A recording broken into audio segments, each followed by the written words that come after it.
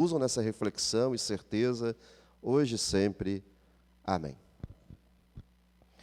Quem é que gosta de uma tempestade aí? Alguém gosta? Alguém tem medo? A gente gosta de chuva, né? Mas tempestade...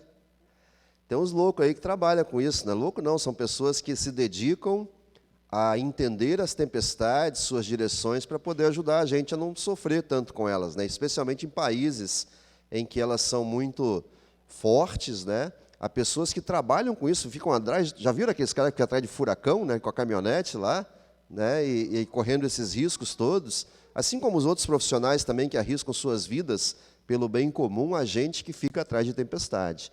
Mas, em geral, a gente tem medo, a gente não gosta, né? A gente tem um receio de enfrentá-las. Quando a gente era pequeno, a gente aprendia muita coisa em relação a respeito à tempestade. Hoje, muita coisa é descartada, mas a gente tem essa relação aí de um pouco de receio, respeito ou medo, né? Os textos de hoje, eles falam de tempestades da vida e também de tempestades climáticas, quando o povo de Deus enfrenta as dificuldades, e o Salmo também compara aquilo que poderia acontecer como algo como uma tempestade, que afogaria não só o povo, a sua vida, mas também a sua alma. E essa reflexão é nos trazida nesses textos de hoje. Eu não sei qual é a tempestade da vida que você está enfrentando agora, porque nós enfrentamos muitas. E especialmente, como eu falei na hora da confissão dos pecados, as tempestades climáticas, elas são tranquilas a gente enfrentar na nossa região. Agora, aquelas que ocorrem dentro da gente, ao nosso redor, por causa do pecado, por causa das dificuldades de relacionamentos que a gente tem como consequência do pecado, essas muitas vezes são muito difíceis. Isso, de fato, causa uma tempestade tremenda na nossa vida, na nossa família, nos relacionamentos, que muitas vezes afogam muita gente. Deus quer acalmar, Deus quer trazer paz a você em meio às dificuldades, em meio às tempestades que você enfrenta. E para que a gente mergulhe nessa certeza, literalmente, os textos de hoje nos ajudam a olhar os testemunhos que temos para confiar nesse Deus, para confiar nesse Salvador que está no barco da nossa vida, para segurar a nossa mão, para nos tranquilizar e nos dar a paz. Jesus acalma a tempestade. A primeira referência que os textos de hoje nos oferecem é esse salmo que começa com essa pergunta, né? Se o Senhor não estivesse ao nosso lado, diga ao povo de Israel, o que teria acontecido? E entre tantas situações que o povo de Israel viveu e foi ameaçado por inimigos, a pior tempestade que eles enfrentaram foi o seu próprio pecado, que os fez ser escravizados no Egito. E uma das referências ao medo do mar e aquilo que podia afogá-los é também a travessia do Mar Vermelho, quando Deus os liberta para que eles atravessem aquele mar fugindo do exército de Faraó. E convenhamos, né, entrar num barco que se abre não é para qualquer um, não. Precisa ter confiança nesse Deus, né? A pessoa, se aquilo tudo fecha, né, quando eles estão atravessando, como fechou com os egípcios e matou o exército egípcio que estava perseguindo Israel. E é essa a pergunta que eles fazem. Se o Senhor não estivesse conosco, o que teria acontecido? Se Ele tivesse nos entregue nas mãos dos nossos inimigos, as muitas águas teriam passado sobre nós. E quando eles falam disso, eles fazem uma referência a Davi, que faz, profunda, não só de ter sido afogado o físico, o corpo, mas a alma. É o que o texto nos diz. Vamos ler juntos? As águas nos teriam submergido, e sobre a nossa alma teria passado a torrente. Águas impetuosas teriam passado sobre a nossa alma. E não só a referência à fuga do Egito, à saída do Egito, mas em todas as situações em que o povo de Israel enfrentou isso, eles fazem referência a isso como uma derrota da alma, do espírito, da vida de povo de Deus, se Deus não estivesse com eles.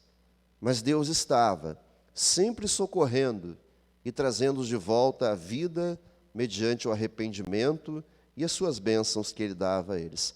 Deus também livrou Jó das tempestades no seu sofrimento. Quem já leu o livro de Jó e sabe da reflexão de sofrimento que ele enfrentou? Tem gente que fala do livro de Jó, a paciência de Jó. Não é a ênfase do livro. A paciência de Jó não é a ênfase do livro de Jó. O livro de Jó é um apego a Deus e o cuidado de Deus para com os seus. E mesmo naquela situação em que o diabo fere a Jó, Deus impõe limites e não deixa que esses limites sejam ultrapassados. E sob as acusações de seus amigos, os amigos de Jó o acusavam: você deve estar sofrendo isso porque você fez algum pecado. E ficam destilando essas acusações sobre ele. E ele se mantém fiel a Deus. E quando ele é aconselhado a se agarrar a esse Deus, Deus também vem a ele e fala da grandeza da sua sabedoria de Deus e da insignificância da nossa sabedoria e do que somos. E Jó, então, é lembrado por Deus de que foi Deus que fez tudo. E eu gosto muito desse texto, porque ele traz uma reflexão para a gente que mora aqui perto da maré, né? Quando ele fala bem assim: quem encerrou o mar com portas, quando ele saiu do ventre da madre? Quando eu lhe pus as nuvens por vestidura e a escuridão por fraldas, quando lhe tracei limites, lhe pus ferrolhos e portas, e disse: até aqui virás, e não mais adiante. Aí se quebrará, e aqui se quebrará o orgulho das tuas ondas.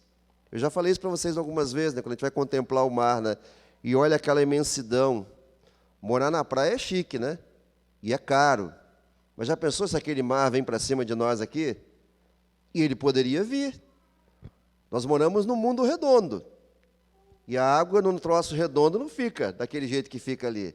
Mas Deus criou os ferrolhos, as comportas, Ele criou uma atmosfera, Ele controla isso. E Ele lembra isso a Jó. E se o medo do israelita, um dos grandes medos era o mar, Deus mostra que Ele tem domínio sobre o mar. E, aliás, havia prometido que o mundo não se acabaria debaixo das águas, mas como acabou no dilúvio, que é a razão dos medos dos israelitas em relação também ao mar. Mas Deus está presente na vida de Jó, mostrando o seu poder, sua fidelidade, seu amor, seu cuidado no sofrimento desse seu servo, para acalmar a sua tempestade, as angústias que ele vivia naquele momento de sofrimento. E assim Deus mostra todo o seu cuidado a esse seu servo. O texto da epístola fala do apóstolo Paulo. E o apóstolo Paulo fala primeiro que ele é embaixador de Cristo, que ele está exercendo o ministério da reconciliação, ou seja, chamando pecadores ao arrependimento, chamando pecadores a deixarem as tempestades da vida e entregarem sua vida em confiança e fé ao Salvador Jesus, e assim viverem a paz que Cristo dá. E Paulo tem uma sequência dizendo das suas tempestades, quando ele enfrenta toda a oposição, toda a angústia por causa do seu trabalho. Mas ele se mantém firme, porque Deus lhe dava a segurança que estava com ele, também acalmando as tempestades da perseguição, das dificuldades que ele enfrentava. Mas Paulo começa dizendo: e na qualidade de cooperadores com Deus, com Cristo, também vos exortamos a que não recebais em vão a graça de Deus. Porque ele diz: eu te ouvi no dia da oportunidade, eu te socorri no dia da salvação. Eis agora o tempo sobremodo oportuno, eis agora o dia da salvação. E esse texto de Paulo, quando ele chama os coríntios e a todo o povo a se arrepender agora, e acreditar agora e não amanhã, é um texto que nos chama a atenção para essa urgência de arrependimento e fé. Arrependimento não é algo que se adia, porque o pecado, como nós já refletimos, traz uma grande dificuldade em nossa vida, traz angústia, problemas, e essas tempestades Deus quer tirar de nós com seu perdão. E o apóstolo Paulo está chamando os coríntios ao arrependimento, convidando-os a crer e se agarrar à salvação que é agora e não amanhã. Quando a gente fala de tempestade, né, a gente lembra um pouco esse texto, lembra uma história muito conhecida, quando alguém estava em meio a uma enchente terrível, estava sofrendo, estava angustiado, e ele começa a pedir a Deus. As águas subindo, ele sobe no telhado da casa e está lá. E ele pede socorro, né? Ora, clama a Deus, pede socorro, e passa um tronco grosso, e ele não pega o tronco, diz, não, isso aí eu não vou não, esse troço vai virar, né? E vai me afogar. E ele continua orando a Deus por socorro. E aí passa um barco, meio capenga, meio cheio de gente, e fala, não, nesse eu não vou não, que isso aí também vai virar, eu vou me afogar. E ele continua orando. Deus diz para ele bem assim, olha, você pediu socorro, eu mandei passar um tronco, você não pegou. Eu mandei passar um barco e você não pegou. E quantas vezes nós somos assim? Quantas vezes nós oramos a Deus por socorro, e quando Ele o envia para nos tirar das tempestades da vida, nós não acreditamos. E eu queria chamar a atenção de uma coisa aqui, sem nenhuma conotação política. Eu tenho um medo danado de falar algumas coisas hoje, porque hoje tudo vira política, tudo vira aquela coisa de uma ponta e outra. Mas se tem algo que tem me preocupado na fé cristã que a gente tem visto por aí, é que a gente pediu tanto a Deus que Ele nos aliviasse do sofrimento, da angústia dessa situação da pandemia. A gente orou tanto por isso. E quando Deus mandou uma vacina, tem muita gente que não acredita. Tem muita gente que despreza. Tem muita gente que diz, isso não. Isso eu não quero, isso eu não confio. Então não vamos orar a Deus mais. Então não vamos mais pedir socorro. Porque a gente pede, Deus providencia. E a gente se coloca contra incrédulo, joga isso para o campo político, para o campo dos interesses. E a gente precisa refletir nisso, porque esse é o problema que nós vivemos no momento, muitas vezes, de confiar mais em Deus. Se nós oramos, precisamos crer que Deus, de fato, está nos socorrendo de alguma forma. E quantas vezes nós não conseguimos acreditar nisso? O tronco passou, e a gente diz, não, esse eu não vou não. O barco passou, e a gente diz, não, hoje não. E a gente precisa refletir nisso. Porque Deus quer nos tirar também da tempestade de uma doença, de uma enfermidade, de uma pandemia, e Ele revela a sua graça no seu tempo, independente da sabedoria humana ou não. Ele diz também aos cientistas, a nós e a todos, como falou para Jó, que Ele é que tem domínio sobre tudo. E nós precisamos também ter clareza dessas coisas. Deus também esteve presente, acabou tudo, né? O vídeo aí. Mas hoje nós estamos lembrando mais um aniversário da IELB, a Igreja Evangélica Luterana do Brasil, que também, ao longo de sua história, enfrentou tantas dificuldades, tantos problemas, mas Deus esteve presente, trazendo alento, paz, direção, orientação, através de sua palavra, através de sua vida. Irmãos, se faltar energia, nós vamos falar no escuro mesmo, tá? Mas vamos focar aqui, né? A transmissão não tem problema, o data show também não. Vamos focar naquilo que é mais importante aqui, tá? Deixa a coisa acontecer, né? Interessante que a caixa de som não pifou, né? Oi? Não precisa não. Vocês estão me vendo, né? Se não tiver também não tem problema não, né? É ouvir. Eu estou admirado que esse troço não pifou ainda, né? Mas a IELB também enfrentou muitas tempestades. Quantas? Não só financeiras, para sobreviver nessa missão que ela tem, mas também de vocações, pessoas que não se vocacionaram para servir a Deus através dessa igreja. Membros sem compromisso, pessoas que não se comprometem com o trabalho, seja com seus dons, com suas ofertas. E a IELB enfrenta tempestades enormes por causa disso.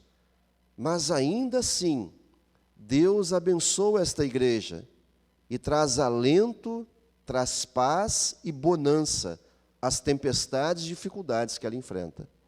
Gostei muito de uma mensagem que o pastor Jonas Flor fez semana passada, quando a discussão é essa, né? O que vai ser da igreja pós-pandemia? A gente também refletiu nisso à noite, né, aqui. Mas ele falou da parábola do joio e do trigo, né? Do joio, né? do joio, da mostarda, do grão de mostarda, né? Joio é outra, né? E ele então falou que às vezes a gente está tão preocupado se a igreja vai crescer, se a igreja vai morrer. E Jesus disse que a igreja cresce, que o reino de Deus não morre, que ele vai crescer, mesmo que sem a gente saber como, ele vai crescer e vai acontecer. E quantas vezes a gente não crê nisso? E a nossa igreja tem crescido, mesmo que pouco, em relação a outras que botam por atacado para dentro, por suas promessas muitas vezes também falsas, a igreja cristã cresce, e a IELB também. E se completamos 117 anos é porque a graça de Deus esteve trazendo bonança e acalmando as tempestades que nós também enfrentamos.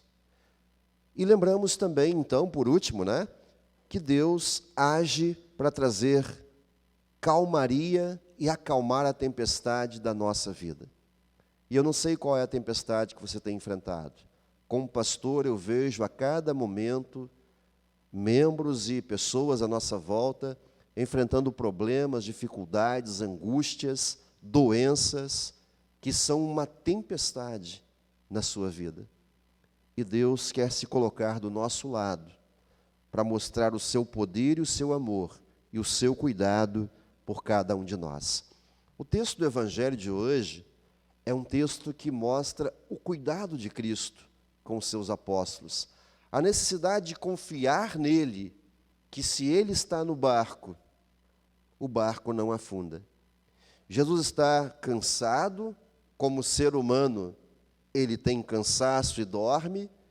Ao ser levado para uma outra margem, o vento e a tempestade pegam o barco onde eles estão, e os discípulos ficam apavorados, porque judeu tem medo de mar e tempestade, já falei. Os discípulos ficam angustiados, e Jesus dormindo, tranquilo. E eles então acordam ele, e dizem: o Senhor não se importa que a gente morra? Está nem aí para nós? Com aquele medo terrível. Eles clamam, até com uma certa arrogância, mas apavorados: Mestre, não te importa que pereçamos? Quantas vezes esse também é o grito da humanidade? Quantas vezes esse é o grito arrogante de muitas pessoas? Tiram Deus de sua vida, não querem saber de Deus nos seus planos, e quando planejam algo que já sabem que é errado e pecaminoso, aí é que fingem que Deus não existe, afastam Deus de sua vida, e quando a situação aperta, fica ruim, ficam se perguntando onde é que está Deus. Onde está Deus, que não está vendo o meu problema? Deus não se afasta do ser humano, é o ser humano que se afasta dele. Somos nós que, com o nosso pecado, causamos tempestades terríveis e não conseguimos enxergar a Deus que está cuidando da gente, do seu amor e sua presença em nossa vida. O pecado nos cega, a arrogância nos cega, o orgulho nos cega, e nós não enxergamos Deus do nosso lado. E muitas vezes, aos gritos, sem muita fé e confiança, clamamos como os discípulos clamaram: o Senhor não está nem aí para a gente? Não importa que a gente morra? E Jesus então desperta e, com o seu poder divino, ele repreende o vento, ele repreende a tempestade e o mar, e diz: acalma-te, e emudece. O mesmo Deus que com a sua palavra criou o mundo, os ventos, o mar e tudo o que existe, é o Deus que fala daquele barco para acalmar a tempestade e dar segurança aos seus discípulos. É o Deus que, se está conosco, e ele está, se nós o enxergamos, nós temos essa segurança de que ele acalma a nossa tempestade. Mas Jesus aproveita para ensinar a esses homens, e também a nós, quando ele fala: por que sois assim tímidos? Como é que não tendes fé? E alguém vai dizer assim: caramba, né, se a gente pudesse também clamar, mandar o mar ficar quieto, ele ficar, ia ser bom, né? Jesus não está falando disso. Jesus não quer dar poder para você para falar para o mar e ele se acalmar. Não é isso. Aqui está um momento de clamor e oração ao Deus verdadeiro. Mas quando ele repreende a eles por sua fé tímida, ele está falando da certeza que precisamos ter de quem ele é. Que o Deus verdadeiro está naquele barco. Tem uma canção muito bonita, né, que o povo gosta de cantar. Eu já gostei também. Agora eu tenho umas críticas, eu não canto mais não, né? Mas é uma canção que diz assim, né? Rompendo em fé, minha vida se revestirá do teu poder. E aí lá no certo momento diz assim: tu vai me fazer andar por sobre as águas. Não tem assim? Poeticamente é bonita, não tem problema. E ela é inspirada no apóstolo Pedro, que quando viu Jesus andar por sobre as águas, ficou com medo de um fantasma, mas depois ele clamou: deixa eu ir até você, se é você mesmo, Jesus, deixa eu ir até aí. E Jesus falou: vem. Pelo poder da palavra de Jesus, Pedro foi. Mas quando Pedro começou a observar o vento, ele teve medo e afundou. Porque o ser humano não tem essa capacidade. Ou na sua prepotência, vou andar por sobre as águas. E eu vou dizer uma coisa para vocês: Deus não quer fazer você andar por sobre as águas. Deus não quer que você ande por sobre as águas, para quê? Mas Deus quer que você creia que Ele está lá com as mãos estendidas, toda vez que você afundar, toda vez que você temer, toda vez que você estiver numa tempestade, Ele está perto. Foi isso que Jesus fez com Pedro. Estendeu a sua mão quando ele o afundou, puxou-o de volta e chamou ele a crer, não para andar por sobre as águas, mas crer que estava diante de um Deus verdadeiro, não de um fantasma como ele pensou antes, e não colocando em dúvida se era Cristo ou não, e prova isso se eu andar por sobre as águas. Deus não quer que nas tempestades você atravesse de peito aberto, como se fosse alguém imorrível, intocável. Deus quer que você confie nele, que você creia nele, que Ele está presente na tempestade da tua vida, que Ele o ampara, que Ele o socorre, que Ele o ama, que Ele o salva. E os discípulos, diante de tudo isso, ficam possuídos de grande temor, diz o texto de Marcos, perguntando: quem é este que até o vento e o mar lhe obedecem? Quem é a igreja? Quem é este? É o Criador do céu e da terra. É aquele que tem poder na sua palavra para executar o que Ele quer. É aquele que criou pelo poder da sua voz. É aquele que repreende pelo poder da sua voz. Porque Jesus era homem, sim, cansado e dormia, e sofreu por nós, mas Ele é o Deus verdadeiro.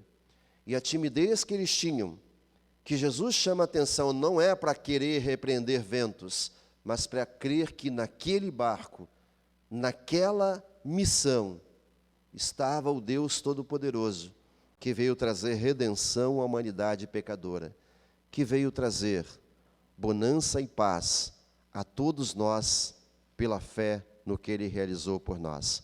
E assim também, somos chamados a olhar para a graça de Deus, para tudo aquilo que Ele fez por nós e por todos os seus.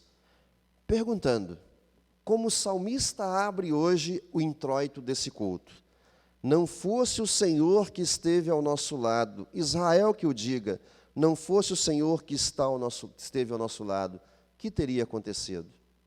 Se Deus não estivesse com o povo de Israel, nem povo existiria mais. Não teríamos notícia de um povo que serviu a um Deus verdadeiro no passado. Se Deus não estivesse com Israel, ele teria sido destruído muito depois de sua formação, muito logo depois de sua formação. Se Deus não estivesse com Jó, protegendo dos ataques de Satanás, que teria acontecido? Que testemunho teríamos desse livro hoje? De alguém que, mesmo sob todas as dificuldades, permaneceu firme em Deus, ou de alguém que jogou tudo para o alto, xingou Deus e disse: Deus não existe. Mas Deus esteve com Jó. E hoje temos esse testemunho fantástico, profundo, desse homem do qual Deus acalmou a tempestade. Se Deus não estivesse com o apóstolo Paulo, que seria da igreja cristã? Ele que foi o grande instrumento que Deus usou, o fortaleceu mesmo em meio às dificuldades para vencer e para pregar o evangelho, para dizer: não adie o seu encontro com Jesus, é hoje o dia da salvação. É hoje o dia de crer, de ser salvo. Se Deus não estivesse com esse homem, ele teria morrido em seus próprios pesadelos por um dia ter perseguido essa igreja que se tornou verdadeira, que é a igreja verdadeira. Se Deus não estivesse com a nossa IELB, nós nem igreja seríamos, mas estamos há 117 anos vivendo sobre a graça desse Deus que acalma a tempestade desta igreja e de toda a nossa vida. E se Deus não estivesse conosco, que seria de nós? Reflita. No dia a dia, nos problemas que nós enfrentamos, que seria de nós? Nessa pandemia, nas enfermidades, nas dificuldades. Mas Deus está conosco, sempre nos guardando e acalmando a tempestade de nossa vida. Que possamos enxergar isso com os olhos da fé, que possamos agarrar isso com a segurança que só o nosso Deus nos dá, e que possamos testemunhar isso com convicção e amor a tantas pessoas que ainda estão vivendo tempestades intermináveis e amedrontadoras, que com amor e revestidos da graça de Deus e do poder do seu Espírito, possamos nós não ficar nos perguntando: quem é este que até o vento obedece? Esse é o nosso Deus, nosso Salvador, aquele que fez tudo, não só para nos proteger neste mundo, mas venceu por nós, para nos dar o perdão, a salvação e a vida eterna. E Ele é o Deus que acalma a tempestade da nossa vida, para nos dar a vida eterna. Que Deus nos abençoe assim hoje e sempre. Amém. Nos coloquemos em pé, irmãos. E a paz de Deus, que excede a todo entendimento humano, guarde os vossos corações e mentes na fé verdadeira em Cristo Jesus para a vida eterna. Amém.